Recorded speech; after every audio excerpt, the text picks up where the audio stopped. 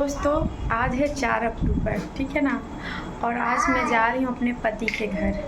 पति के घर इसलिए जा रही हूँ, मैं आपको बताऊँगी, आप लोग फुल वॉच कीजिए, ठीक है। पति के घर इसलिए जा रही हूँ क्योंकि आज मुझे ना इतनी ज़्यादा तकलीफ़ हो रही है, इतनी ज़्यादा तकलीफ़ हो रही है ना कि मत ही पूछिए। अब चूहा बिल्ली का खेल बहुत हो गया है। अगर मेरी बेटे के भाग में उसका माँ का साया नहीं है तो नहीं सही ना। किस्मत से कौन लड़ा है दोस्तों, किस्मत से कौन लड़ा है, ठीक है ना। तो अगर मुझे कुछ भी होता है ना तो इसका ज़िम्मेवार मेरा पति होगा, ठीक है। मैं अपने ससुराल अपने पति के घर जा रही हूँ, मुझे अगर कुछ भी होता है इसका सारा ज़िम्मेवार मेरा पति, मेरे सास ससुर और मेरे पति का रखेल, जो कि एक दो गो नहीं है, बहुत सारी है, ठीक है। लेकिन मैं जिसको जानती हूँ मैं उसके बारे में बस बताऊँगी। ऐसे तो मेरे पति का बहुत सारे लड़कियों के साथ अफेयर है, लेकिन मैं एक दो लड़की का नाम जानती हूँ, ठीक है ना। तो जिसमें एक शादीशुदा है, उसका अलग एक दुनिया है, पति है, बच्चे हैं, सब कुछ है, ठीक है ना। फिर भी वो दुनिया में वो खुश ना रह करके मेरे पति के साथ ज़्यादा ही इन्वॉल्व हो रही है। तो ठीक है, कोई बात नहीं। उसने मेरा घर बर्बाद कर दिया, मेरा संसार बर्बाद कर दिया, मेरे बच्चे को बाप छीन लिया, मेरे बच्चे को रोड पे ला दिया। उसे तो इसी जन्म में अपना कर्मा देना ही पड़ेगा और ज़रूर मिलेगा, उसका कर्मा उसे ज़रूर मिलेगा, दोहराएगा। चीज़ें उस पर भी लागू होता है ना दोस्तों। तो पता है दोस्तों, आज मेरी बात सौतन से हुई है, ठीक है। सौतन मतलब समझ सकते हैं, मेरे जो पति का, उसको क्या बोलते हैं, जिससे अफेयर है, जिसका रखेल बोल सकते हो उसको। तो बात हुई, उसने मुझे सुनाना चाहिए, मुझे 10 गाली देना चाहिए। मैं उसे इतनी प्यार से हैंडल कर रही थी ना दोस्तों, आप लोग सोच भी नहीं सकते हो। मैं इतनी प्यार से, मैं जब तक मुझे कोई बुरा ना बोले ना तब तक मैं किसी को बुरा नहीं बोलती हूँ।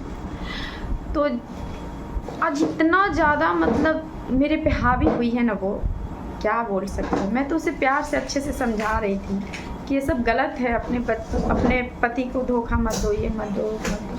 तो पता है उसे मेरे बारे में ज़्यादा मतलब मेरे से बात कर रही है, लेकिन बात किसी और को ही कर रही है। तो एक मेरी सहेली है, सहेली नहीं बोल सकते, थोड़ा बहुत बात होती है, तो थोड़ा बहुत बात होती है, थोड़ी बहुत पहचान है। मेरे हस्बैंड के ही कोई दोस्त की बीवी है, ठीक है ना। तो वो हमारी थोड़ी सी इतनी सी मदद की थी। वो इसलिए की थी क्योंकि जो ये मेरी वाली है ना, जो मेरी वाली सौतन है ना, उसकी जो बहन है ना, उसको पति को बर्बाद की है, ठीक है। तो आप लोग समझ सकते हैं, बहकाई हो या कुछ भी की हो। तो इसलिए वो समझ गई कि आखिर ये क्यों पड़ी है मेरे पीछे। बोले कि तुम जिसके कहने पे मेरे पास फ़ोन की हो ना, वो तो मतलब उसको तो बहुत ज़्यादा गाली दी ही, जिसने मेरी मदद की उसको तो गाली दी ही, लेकिन साथ साथ मुझको गाली दी, मेरे को गाली दी। पता है क्या कह रही थी, आज तक मेरा पति इतना हमसे झगड़ा लड़ाई किया, इतना झगड़ा लड़ाई मार पीट, क्या कुछ नहीं हुआ मेरे पति के साथ, ठीक है। लेकिन आज तक मेरा पति, अब हमको समझ में आया कि वो ऐसी औरतें ना किसी दूसरे मर्द को कैसे फंसाती है, ठीक है, कैसे फंसाती है। अब हमको समझ में आया दोस्तों।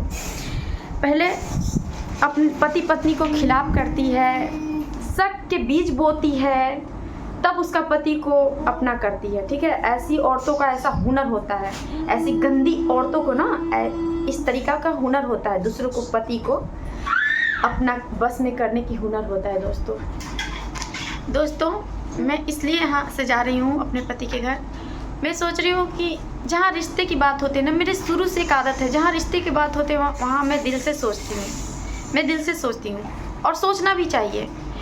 पता है दोस्तों, मैं चाहती हूँ ना कि शादीशुदा जो आदमी होता है, शादीशुदा वो आदमी मेरा वीडियो ज़रूर देखे जो अपनी बीवी को धोखा देता है, वो वीडियो ज़रूर देखे जो अपनी पति को धोखा देती है, ठीक है ना।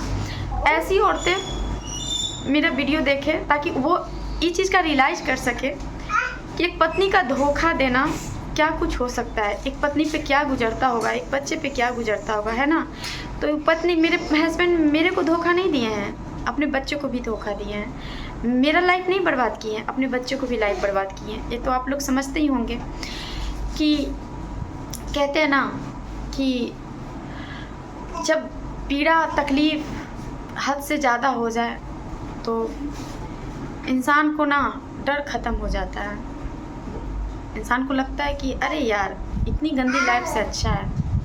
आप लोग समझ सकते हैं मैं बोलना क्या चाहती हूँ। तो आज मैं रोऊंगी इसलिए नहीं दोस्तों, रोना तो आ रहा है कि मेरा पति मुझे गाली दिया, हर चीज़ किया, लेकिन अब अपनी रखेल से भी मुझे गाली सुनवा रहा है, अपनी रखेल से भी 4 बातें सुनवा रहा है। कोई बात नहीं, सब भगवान देख रहा है। पता है मेरे बच्चे को गाली दी है, मेरे बच्चे को क्या बोली है कि जो तुमको मदद की है ना, सोचिए उसके बारे में। उसका जो एक पहला बच्चा था, मेरी जो सहेली है, उसका जो पहला बच्चा था वो किसी मेडिकल इशू के वजह से उसकी डेथ हो गई थी, उस बच्चे की डेथ हो गई थी। पता है उस औरत को कितना गाली दे रही थी, मेरी पति का रखे, कह रही थी क्या कि वो पाप का चीज़ रहे, पाप में ही चल गई। अपना भाषा में, अपनी भोजपुरी लैंग्वेज में बोल रही थी, पाप का चीज़ रहे, पाप में ही चली गई। अपने पति के बच्चा नहीं था उसका, उस देवर के बच्चा था, वैसे बहुत सारी गंदी बातें बोली उसके बारे में।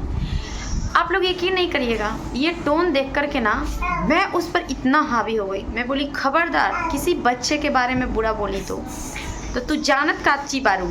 हम बोले हम कुछ नहीं जान रहे हैं, हम कुछ नहीं जान रहे हैं, लेकिन हम इतना जान रहे हैं ना कि किसी बच्चे के बारे में मत बोलो। वो देवर के बच्चा था कि उसका पति के बच्चा था तो उसी का कुल खानदान के ना।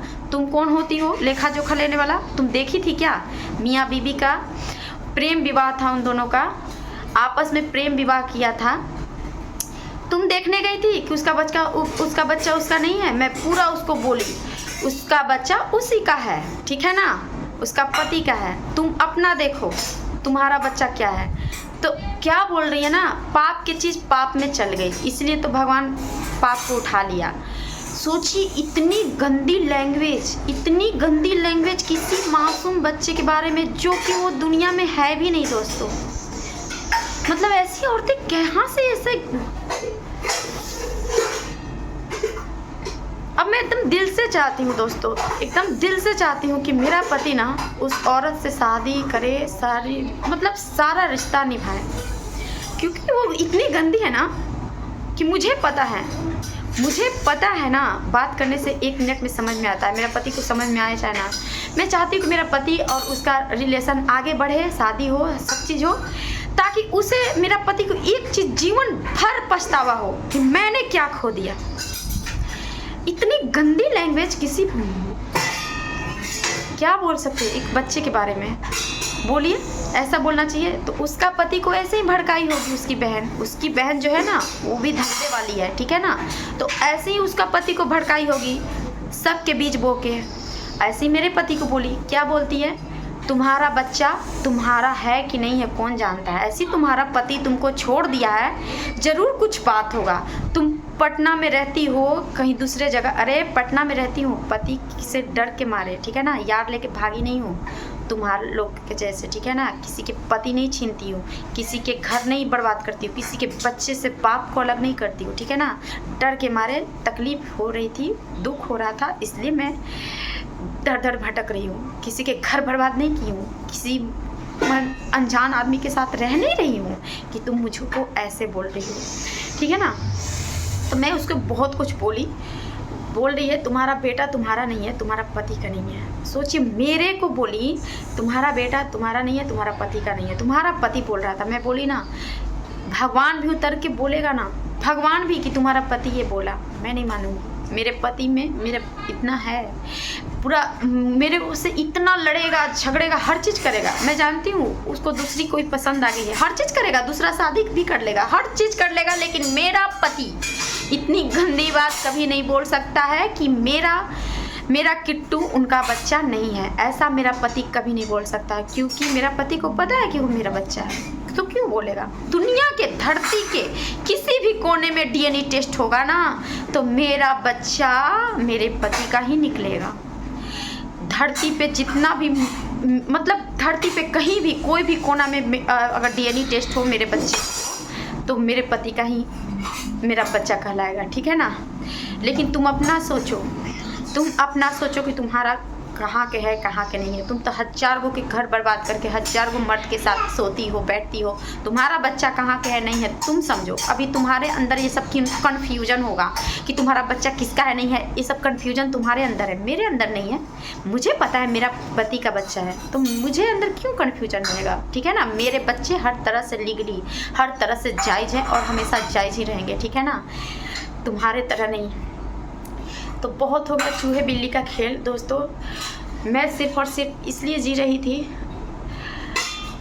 कि अगर मैं अपने पति के पास रहूँगी तो मारते मारते वो मुझे मार देगा।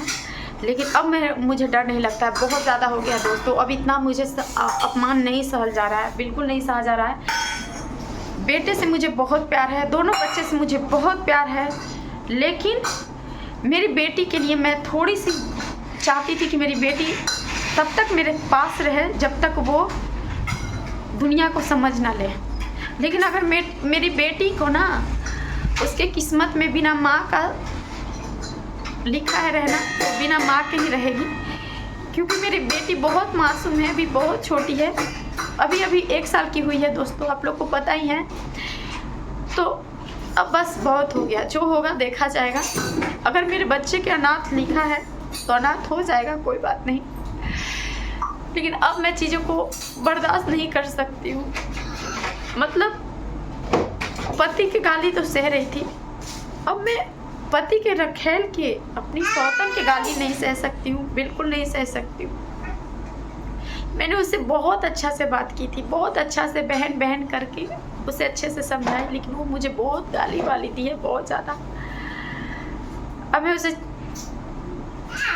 मैं क्या बोलूँ, कुछ समझ में नहीं आ रहा है। बस मैं यहाँ से जा रही हूँ, जो होगा देखा जाएगा। माता रानी का दिन है, वो सब देख रही हैं, वो सब देख रही हैं, उनका दिन है, जो होगा अच्छा ही होगा।